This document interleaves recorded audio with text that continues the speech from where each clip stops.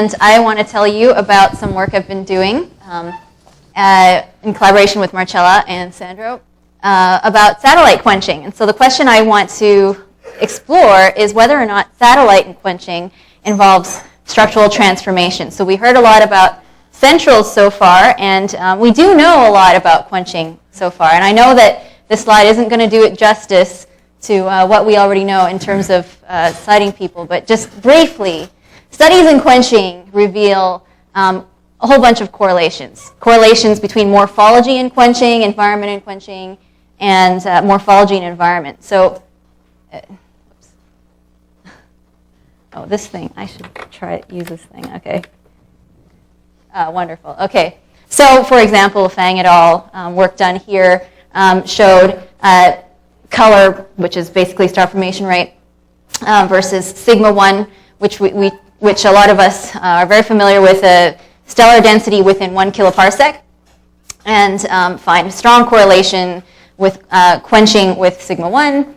Also, quenching correlates very strongly with other measures of morphology and structure, including the Sursic index, surface density within RE, velocity dispersion, and also mass, of course.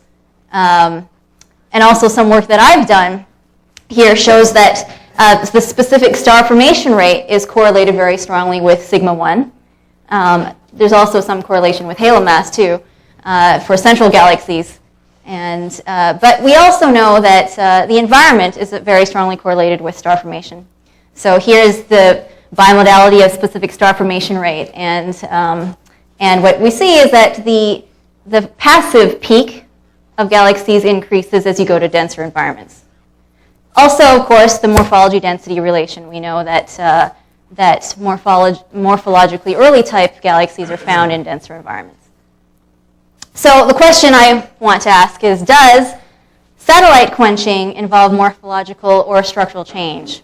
Okay, so I'm going to be focusing on the quantity sigma 1 here. So here I've on the x-axis this quantity of sigma 1, which studies, plenty of studies, including Fang et al. And Edmund Chung's work, has also shown that sigma 1 is the strongest predictor of quenching, and which could indicate some physical effects that are measured on a certain scale. However, I know that some people don't like this quantity, but if you don't like this quantity and you want something that scales more with the galaxy, I can assure you that the results are quite similar if you use other quantities such as bulge mass or the density within an effective radius, for example. The results will be similar. Okay, so here I have on the y-axis the specific star formation rate from Brinkman et al. From Sloan DR7.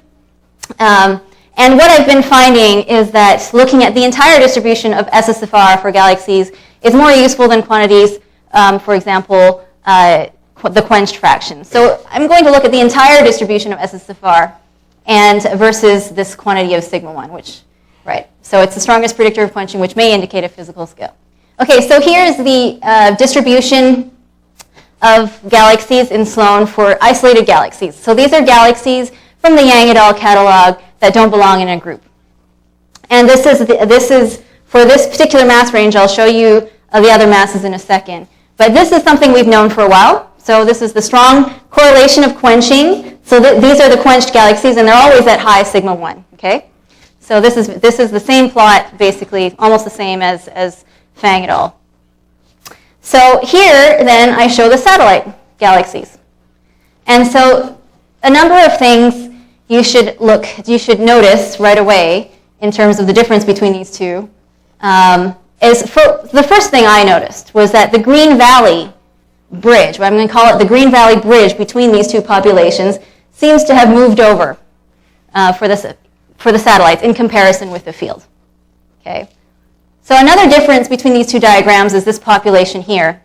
The satellites seem to have an elongated star-forming population here compared with the field. So you don't really see this population here in the field. Notice that this kind of thing you'll totally miss if you just look at the quenched fraction. So you got to look at the entire distribution of SSFR. Also here, it seems like there's a little bit of an excess of quenched galaxies with intermediate range sigma 1. than you find in the field. Okay. So in addition to that, I also noticed that the specific star formation rate of the star-forming galaxies is lower, and that's related to the fact that there's an extended bulge thing here of the population. So the SSFR is lower for the main sequence.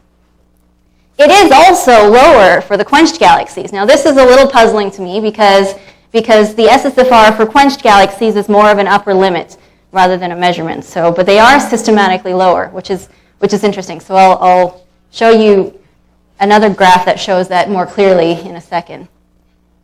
Okay, so I showed you that one stellar mass range, and here are two other bins of stellar mass. And what you can see is you can see the same trends. The Green Valley Bridge that moved over, you can see that also here in the higher mass bin. You see it much less, though, in the highest mass bin. So the effects are present, but they're getting weaker with stellar mass. Okay. So this plot here on the left is a projection of this plot. So here, this is sigma 1 versus stellar mass in 3 bins of star formation rate. So the solid line is for the field, and the dotted line is for the satellites.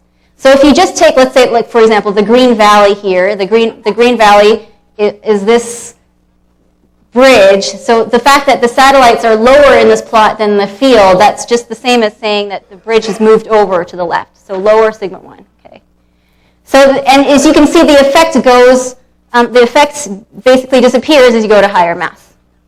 And I also show here the bulge mass and Cercic N just to show you and try to convince you that the effect is very similar if you use other measures of structure. And here, so if you remember, I said that this SSFR was lower for the satellites than for the field. And here I show that explicitly. So here's this SSFR versus stellar mass. So this is the main sequence. And what you can see is that the main sequence for the satellites, which is the dotted line, is lower down than the main sequence for field galaxies. And I also pointed out that it was true also of the quenched galaxies, and you can see that here. Even though the measurement is more of an upper limit for the quenched galaxies, they're still systematically lower. Now you could also interpret this effect as not just, it doesn't necessarily have to be a vertical shift, it could also be a horizontal shift. So we can talk about that in a second. Okay, so that was the summary of those effects. Now, so the effects of the environment, the satellite halo environment, then is to all those effects I showed. The Green Valley Bridge moving over, the main sequence going down. What I was also interested in seeing was splitting up the satellite bin into different environments. So I showed in the past with people here, Sandy and Avishai and other people here, we showed that the satellite quenched fraction increased strongly with halo mass if you were at, this is the distance to the group center. So this is group centric distance versus halo mass from the Yang et al. Catalog. By the way, I know some people don't like to call it halo mass. You can think of it as group stellar mass instead. That's basically the same thing. Well, it is actually the group stellar mass, and it's been extrapolated to halo mass by abundance matching. Okay, so the quenched fraction here strongly correlates with halo mass if you're at close to the center of the group, and it also strongly correlates with group-centric distance if you're at high halo mass. So what we found here was that both these quantities are important for satellite quenching. So the question is then, how does the sigma 1 versus SSFR plot look like in different environments? So I divided this plot into 4 quadrants, and this is the SSFR versus sigma 1 plot in those 4 quadrants. So up here, both of these panels are far from the center, and both of these panels are close to the center. And the left 2 panels are in low halo masses, and the right 2 panels are in massive halos. So what you should see here is that the effects we pointed out, so for example, the Green Valley Bridge moving over to the left, you can see that happening at high halo masses. So that effect is being driven by being in a massive halo. You don't really see that effect so much if you compare the upper panels with the lower panels. Okay, so group-centric distance seems not to be terribly responsible for this Green Valley bridge effect. Okay, so same with the extension here of the star-forming sequence and the extension of the quenched galaxies. Those effects seem to be present if you look at massive halos, but you don't really see those effects so much if you compare distances.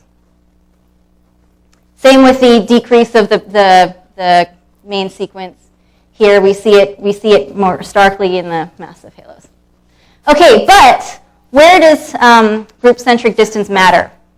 So what I've noticed is that here if you look at low mass halos, the star-forming galaxies seem to be missing galaxies with low sigma 1.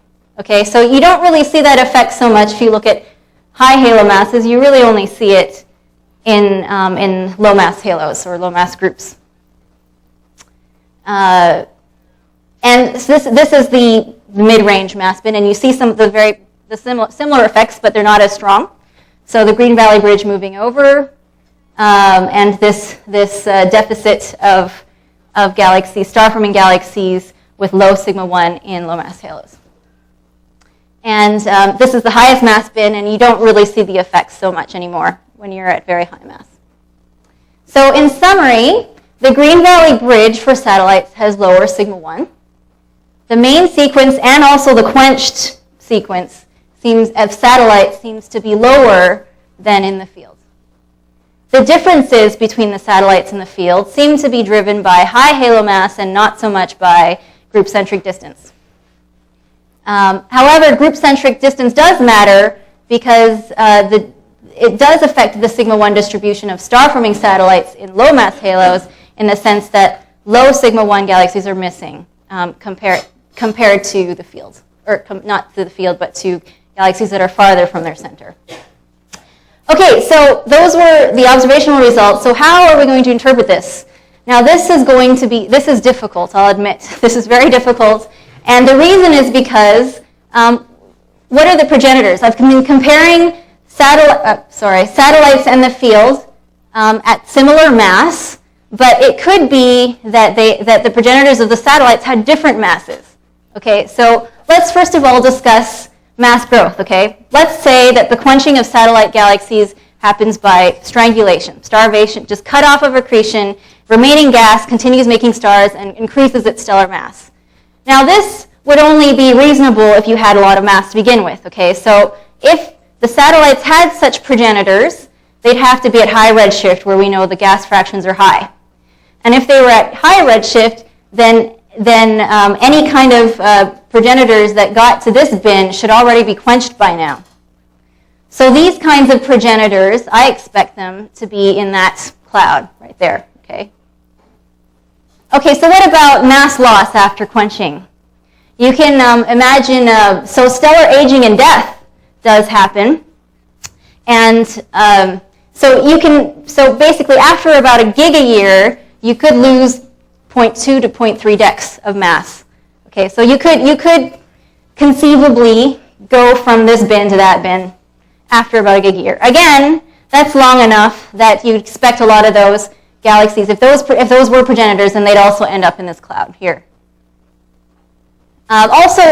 Satellite stripping of mass can be significant. Okay, so we heard from Frank yesterday that disruption might be very important for satellite galaxies. So these are complications that could significantly affect our interpretation. So also timing of infall versus quenching, there is a degeneracy between the assembly history of halos and actual physical quenching. So in light of these difficulties, what can we learn from these diagrams about structural change during quenching? Okay, so I'm going to propose then that we make this assumption. The Green Valley galaxies are currently quenching. Okay, that's my starting assumption. They're the ones that are currently quenching. They're being drawn from the star-forming population and moving down. So then these diagrams are telling us then that the currently quenching satellites are being drawn from most of the range of sigma 1, whereas the currently quenching field galaxies are only being drawn from the highest tip of sigma 1. Okay? So thus the answer seems to be no or not very much structural change for currently quenching satellites. So I am not making a statement about the galaxies that are already in this cloud because there could be a mixture of different progenitors in that quenched cloud. Okay, so in terms of the physical mechanisms, so the effects that we saw with the Green Valley Bridge moving over, and we saw that it was mostly dependent of sigma 1. This is driven by halo mass and not group-centric distance. So a prime candidate for such mechanisms are, of course, starvation and ram pressure stripping, because they're not very efficient in low-mass halos. They're only efficient in high-mass halos. Okay, so however, this effect here, if this effect is only seen in the less massive halos. So a prime candidate for this effect, because the effect is seen at close group-centric distances, are of course tidal effects. So the examples that were given for tidal effects are tidally triggered starbursts, but the problem is that this SFR is not enhanced. And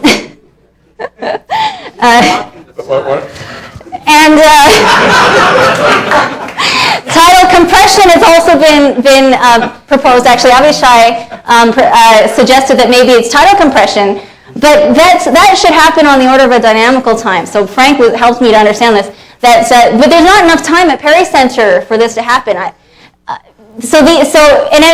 any case, tidally triggered starbursts and tidal compression should not quench the galaxy, but just change the structure. But of course, the other option is complete disruption, completely. But the ratios between the two populations seems not to have changed so much. So these are very speculative thoughts that I've had with help from people here in the audience.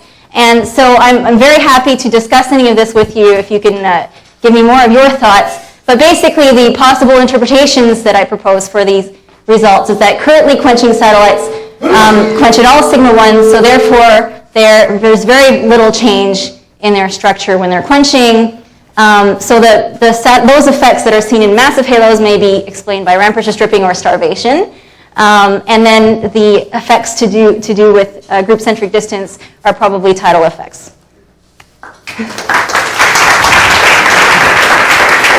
One short question. Next speaker, please come up now.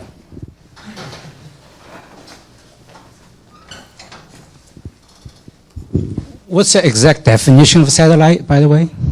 So these are, the exact definition was, so galaxies that are, groups where the central galaxy is the most massive galaxy, the other galaxies that are not the central are the satellites. Now I do have also an adjustment for groups that may be unrelaxed, and I basically exclude the top 3 galaxies, and everybody else is a satellite. Okay, thank you.